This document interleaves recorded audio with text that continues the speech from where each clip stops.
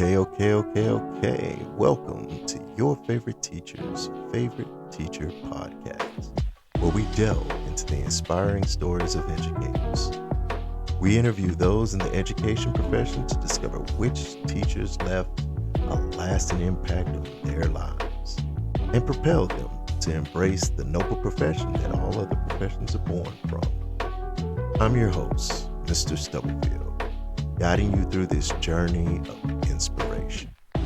We'll explore the day-to-day realities of being an educator, shedding light on the triumphs and challenges that shape the classroom experience. Join us as we uncover what it takes to be the favorite teacher of your favorite teacher. Okay. Welcome back to another episode of your favorite teacher's favorite teacher. Now, I have a new up and coming amazing teacher on the horizon with us today. I am so happy to have this young lady with us today because working with her in the short time that I have, I see some amazing things coming in her future. But without any further ado, I'll let her introduce herself. Could you introduce yourself to the audience? My name is Keva Horry, and I am a long-term sub at Wood Creek Junior High School here in Katy, Texas. That's a long term sub. She is amazing. She's just as good as a lot of our new teachers that we have out right now. And like I say, it's an honor to actually have her on the podcast right now, knowing that in the future you probably gonna be somebody's teacher of the year, and I got to have her on the podcast before that even happened. So, as we start off the podcast, the first thing I'd like to ask everybody is about their journey into becoming an educator. You're like still on that journey, which is a great thing. So, for those people who are looking to be a part of education, want to be a teacher, talk to them about this journey that you're on currently to become a teacher from the moment that you decided that, hey, I want to do this as a full-time job to where you're at right now. Could you tell them what that's like? Wow. My journey is very unique. Not even you know most of it. Okay. I was married to a former professional ball player, and I was a stay-at-home mom for, geez, 17, 18 Wow. years. I was a primary caregiver for my daughter who has passed. She passed away in 2011. So I still had my 11-year-old son to still continue to raise. So he left, went off to college, and I found myself speaking in different areas, different places, churches, Okay. primarily. Became a mentor to a lot of my mentees. Picked up public speaking. I'm now a published author. Awesome. So my public speaking picked up, and then, like everybody else, COVID came and put a stop to all of that. Okay. So you can't make a living just doing Zooms. Uh, I so wish we could. I know, right? I ended up in education because of that. And what you really don't know is last year, which was my first full time year Right. as a long term sub, that was my first job What? ever, No. ever. So I never like this lady is extremely professional. Like I would have never thought that. For real, for real. yeah. Oh wow. Oh So all wow. those tough times and me wanting to pull my hair out, and there was a reason for that. Wow. Yeah, Wow. Oh, you know what? You said you're a published author. You want to plug your book? absolutely. Glamorous Sacrifice: Life in the Shadow of Championships. by me. It really is kind of oxymoronic. Um, there's nothing glamorous about sacrifice No, or not at all. sacrificing, Mm-mm. and it is my life journey with my daughter and taking care of her, Oh and wow. it explains her diagnosis and brings awareness to that. Ooh, And I ultimately founded a 501c3 okay, in her honor. that's awesome. So yeah, I go all over bringing awareness, teaching, That's good. and in a different way. Right, right, right. And Of then course. now I've found myself in the classroom teaching middle schoolers. So, Yes. Middle schoolers. Anybody teaching middle school, you are the strongest human beings on this planet. absolutely. Those middle schoolers, they are definitely different. They are Um, challenging. and this brings us to the next portion of the podcast. Um, what I what I call this portion of the podcast is the yin and yang. You know, there are goods and bads of being an educator. Hmm. And in this time of you working in education as a teacher, eh, I've seen them. I've seen your good days. I've seen your bad days. What I'd like you to do is talk to the audience about, some days that you're like you said, wanting to pull out your hair. Just one example of that. And then to brighten it up afterwards, one of those days where you were in the classroom and you said, you know what, this is where I was meant to be. This is the profession for me because of this day. Could you share a story with the audience? Well, let's see. Last year, by it being my first full year Mm-hmm. in the classroom, was very challenging, and I got it from every angle. That it was just your first year teaching. It's gonna get better. It's gonna get better. And I literally, there were days that I felt like I'm gonna drown. Like Yes. I'm going to drown. And I had some of my other educator friends laughing at me because I was like, I don't understand. I got to answer emails. I got to talk to parents. I got to do this. I got to go to meetings. I got to respond to this and do 504s and Yeah. who has accommodations. Where do I teach? Yes. Yeah. So, but the beauty of it is that there are students that really, really, really have responded to me well. And it makes me feel good as an educator, um, even without the credentials just yet, Hmm. um, that I am making a difference. And that feels good. That is very gratifying. Yes.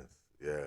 So, and you say you have teacher friends, but Oh, I'm gonna I have share with several. the audience that you also shared with me that your mother was Yes, also an educator. Can you talk about like some of those conversations that you had with her about like the differences between what you're going through and what she had to go through during her time? absolutely. I come from a long line of educators. My mother, my grandmother, aunts. It's all in my family. But my mom calls to check on me every single day. How was it today? Did you survive today?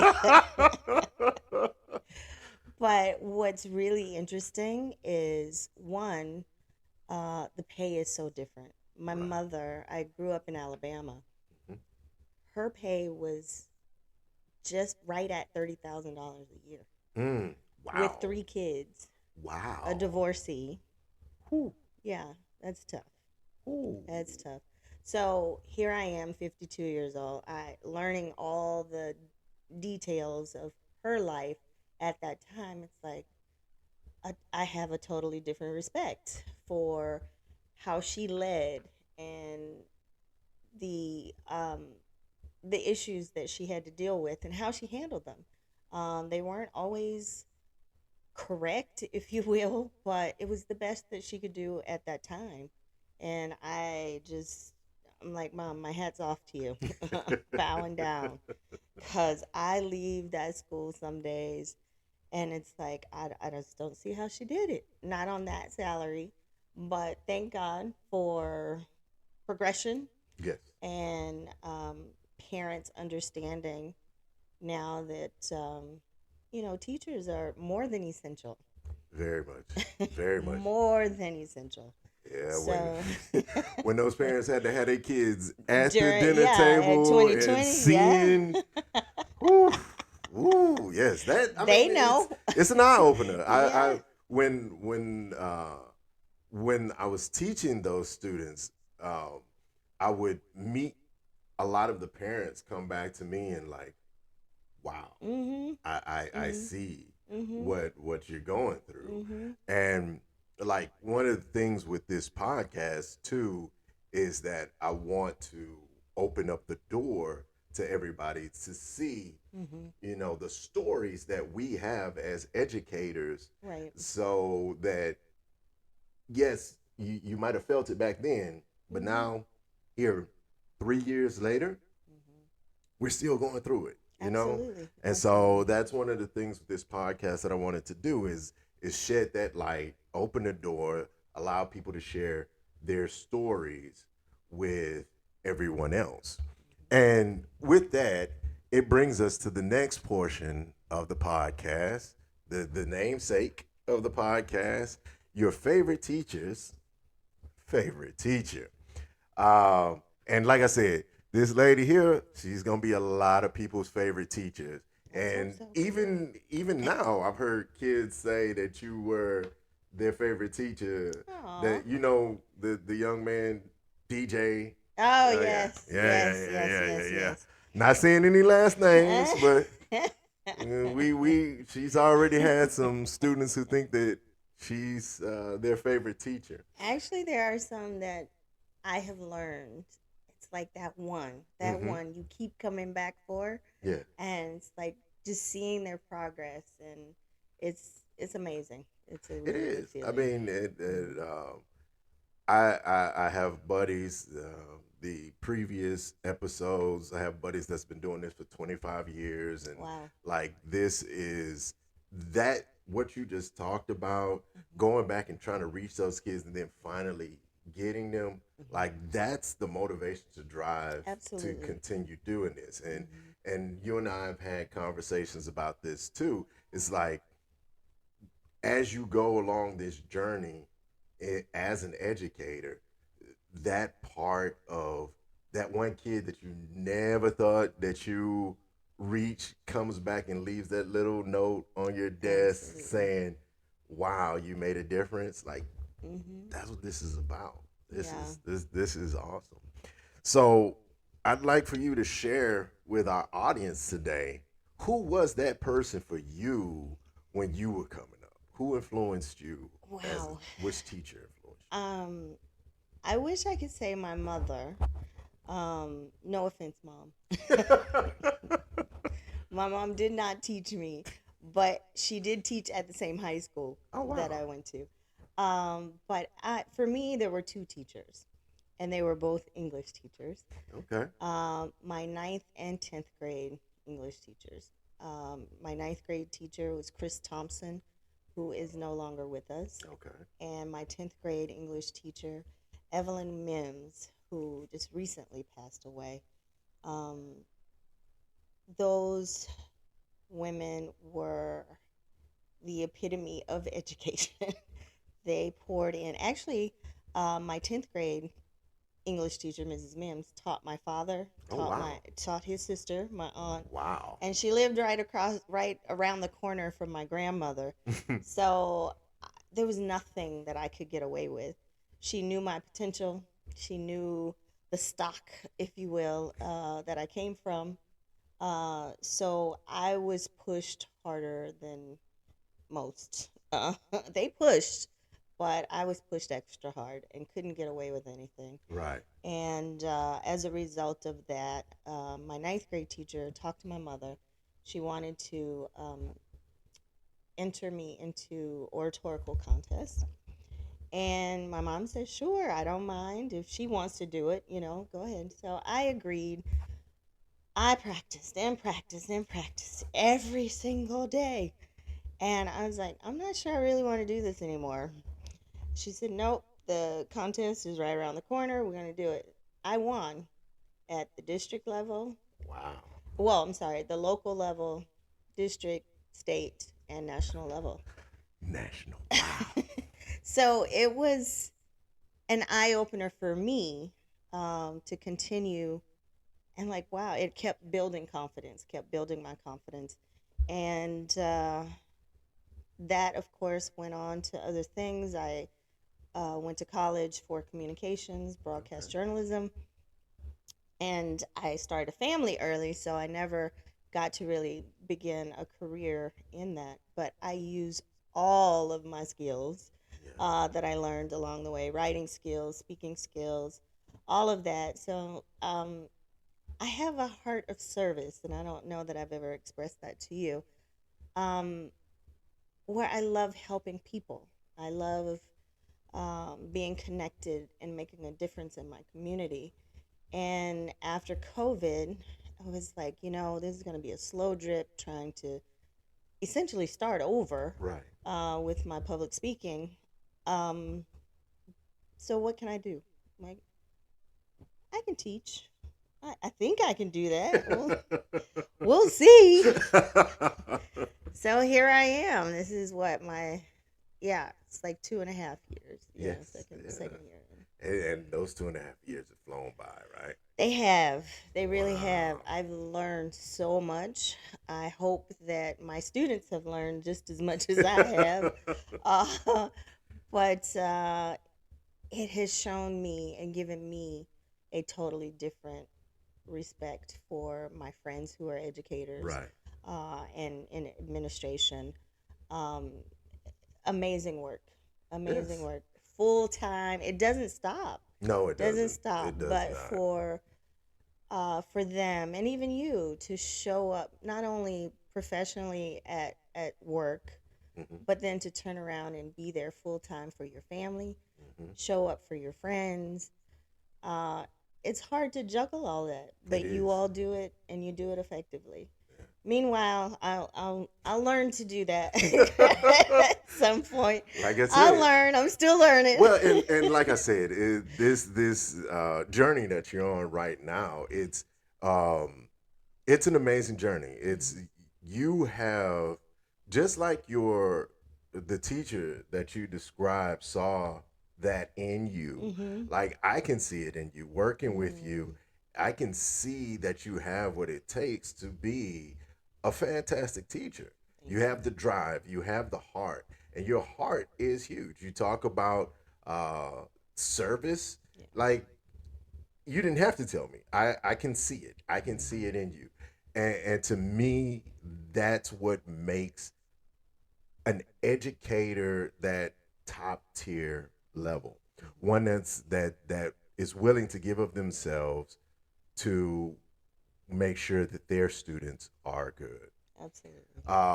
And like the one theme that I'm seeing throughout all of these conversations so far that I've had about your teacher's favorite teacher Mhm. is the legacy that is created Absolutely. because what you said about what your teacher did with you Mhm. to get you into that Mhm. or oracy orator Oratorical. uh, being able to speak to people. Okay, for those of you out there like me that need a layman, somebody that can talk in front of people. You just come sit in on my English classes. But and that's the thing. It's she saw that in you, Absolutely. and that fed into you, and she created this individual who then took that to the next level Yep. and became a speaker, Right. a published author. Right. You know what I'm saying? Mhm. And she created that legacy that's going to live on top of the fact that you are going to do that multiplied by all of the students that you touch in your Absolutely. lifetime. So that's I mean that to me is amazing. Mhm. Now, we're going to move into the last portion of the podcast today. We're going to talk, this portion of the podcast is what I like to call a word or a phrase, and I pick a word or a phrase in education that I think relates to the individual that I'm talking to. And to give you guys a little background, Miss Ori has a motivational Monday.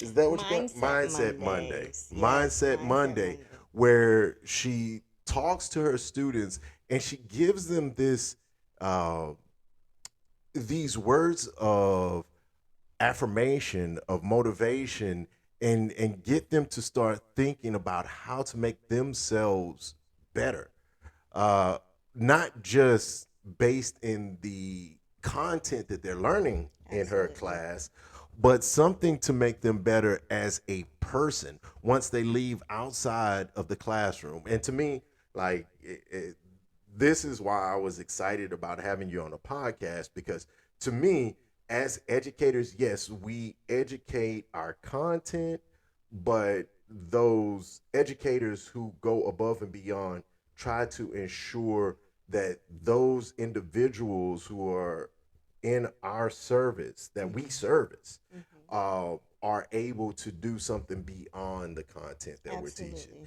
to Absolutely. become better people, Hmm. individuals. And you do this with your Mindset Mondays. So that's a little background behind the word that I chose for Miss Ori today, which is motivation, like motivating our students. Can you talk to our audience about your feelings about the importance of being able to motivate your students to be better Hmm. than what they are? Well, I started Mindset Mondays because, just to give a little context, um, last year I taught advanced English. This year I'm teaching an elective reading intervention. And I noticed that the attitude towards the class was just not the same as it was with a core curriculum class, Right. and that bothered me because anything we do, I don't care how big or how small you think it may be, we still need to give it 150, 200%. So I want my students to take my class seriously. I had Yes. some to. I'm sorry, are we having an exam in here? That yes, you are. Yes, just like you are in all of your other classes. So when I started to see that low morale, if you will, I was like, you know what? We have to start talking about some attributes that are going to not only help you in the classroom, but help you well beyond. And whether you go to college or not, this is Right. going to help you as a person. Right. And so we talk about things like goals, setting goals, being disciplined, being focused, not being distracted, um, how important your attitude is when it comes to anything that you do.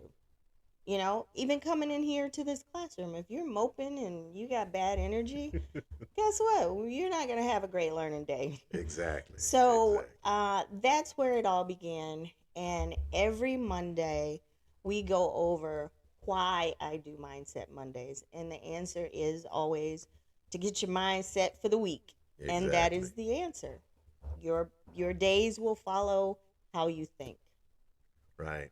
And to me, I think that that's something that can be scaled into every Hmm. class. You know, it doesn't have to be a full blown 45-minute Right. class. It could be a good five 5 minutes, minutes and at the that's what it beginning of is. Yep. class, Absolutely. and having these conversations with your students. So for those educators out there, understand the importance behind something like a Mindset Monday, Hmm. because we have to build the whole student, not just what they need to learn in that content, but also what they need to learn as an individual. So, with that being said, this brings us to the very end Okay. of our podcast. And what I like to do at the very end is just give the guests an opportunity to let the audience know where they can find you, if you have any of the social medias, Once again, if you want to plug your book, I give you the floor to do that and talk to the I audience. do. On Facebook, I am Keva Horry. Twitter, at KD Horry, and Horry is spelled Horry. So it's at KD is in David, Horry. And what's the other one? Your book? Instagram. No, Oh, Instagram, Instagram. same Okay. thing. At KD Ori. And my book, again, it can be purchased at kivaori.com or amazon.com. It is entitled Glamorous Sacrifice: Life in the Shadow of Championships. Awesome. Well, thank you again for You're showing very up and welcome. helping us with this podcast. Uh, that's a wrap. Thank you. Thank you. Peace. Thank you. Thank you for taking the time to listen to this episode of Your Favorite Teacher's Favorite Teacher podcast. If you have a story you'd like to share, please contact me at wdstubblefield@wdsi.us. Again, that is wdstubblefield@wdsi.us. And you could be our next inspirational story of how educators impact our lives. I'm your host, Mr. Stubblefield, and I want you to remember, no profession is possible without your favorite teacher.